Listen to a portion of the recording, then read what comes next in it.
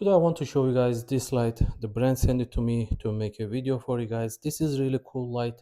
It has bunch of different color options, RGB colors.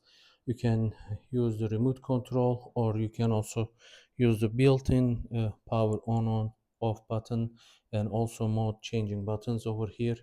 And you can turn it off, you can turn it back on, and it has different colors, as I mentioned, has different mode. It can react to like music.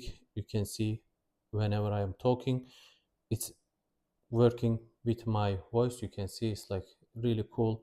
If you are listening music, that can be really nice. So over here you can see that is another option, like it is dancing music. So you can see it has bunch of different options, has different color theme. You can see it also, like if you are tapping, it also can like react to it. So very nice, cool feature. And you can see different options like this. It can go like lots of different features. So over here you can just turn on this very bright light, and it can give you really cool light over here. I really like this light in the corner. So you can see the remote control is very easy to use. You can also dim all the way down. You can see like this, very dim. You can go all the way up.